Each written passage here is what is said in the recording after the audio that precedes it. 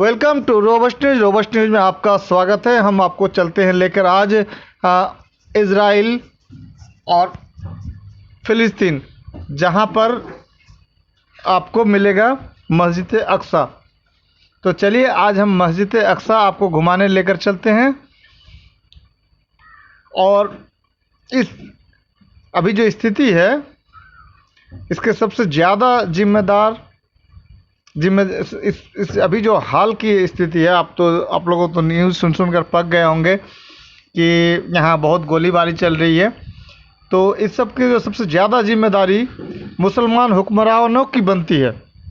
आवाम तो मुजाहरा और एहतजाज के सिवा क्या कर सकते हैं।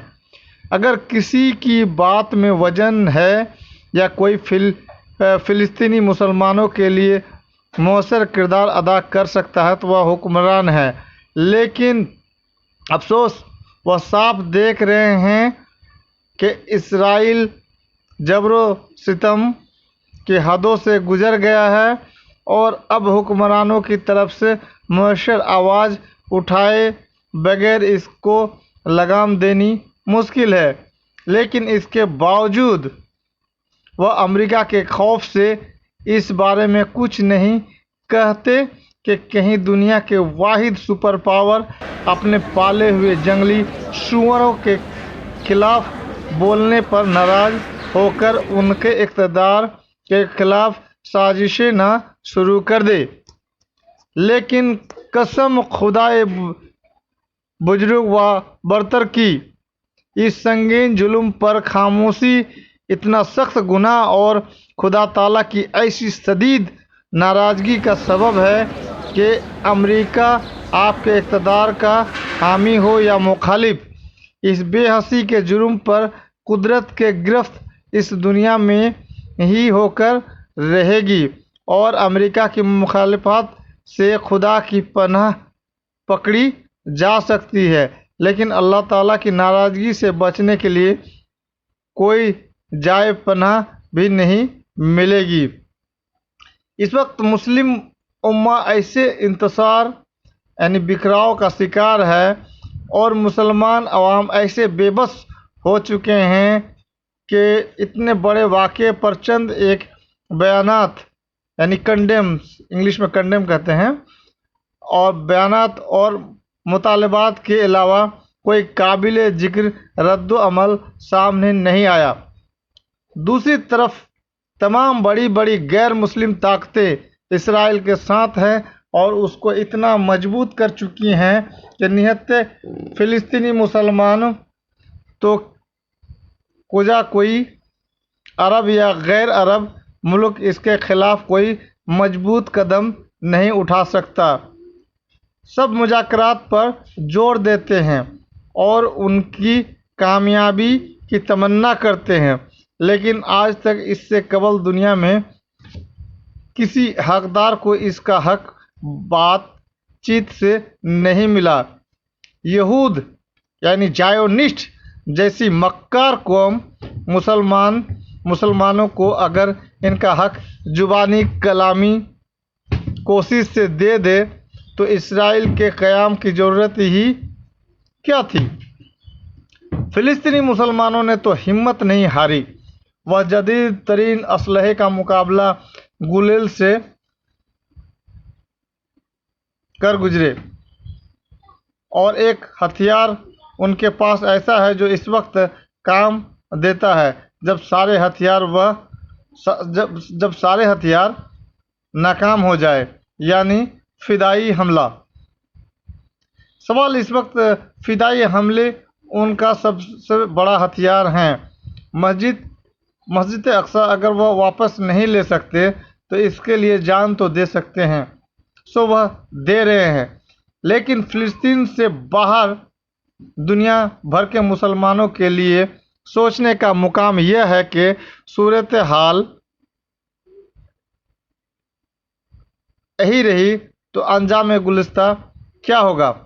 फ़िलिस्तीनी मुसलमानों को इस मुश्किल वक्त में तन्हा छोड़ दिया गया तो दुनिया भर में जहाँ जहाँ मुसलमान अक़लियत हैं या दुनिया भर में जहाँ जहाँ मुसलमान अक़लियत में हैं और उनके ख़िलाफ़ दुश्मनान इस्लाम तवाकिन यलगार के लिए पर तोले बैठे हैं। उनके तहफ़्फ़ुज़ की क्या ज़मानत रह जाएगी।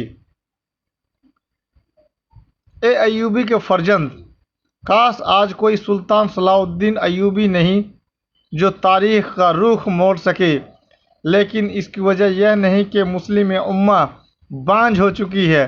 आज भी सुल्तान सलाहुद्दीन अय्यूबी के जानशीन पैदा हो सकते हैं, लेकिन इसके लिए ज़रूरी है कि मुस्लिम नौजवानों में लहू लाभ को रिवाज देने की बजाय मकासद आलिया के हसूल की फ़िक्र पैदा की जाए। उन्हें फस्क व फजूर के रुझानात से बचाकर जिहाद के ज़ौक़ और शहादत के शौक़ से आशना किया जाए। इनमें फहाशी व बेराह रुई के जरासीम की फैलाव की रोकथाम करके ऐशार व तक़वा का जोहर पैदा किया जाए। बाखुदा आज अय्यूबी के कितने फर्जंद हैं जो इसके जानशीन बन सकते हैं, लेकिन इन्हें मुर्दार दुनिया का तालिब और ऐश परस्ती का दिलदाह बना दिया गया है। कितने ही मुस्लिम नौजवान ऐसे हैं जो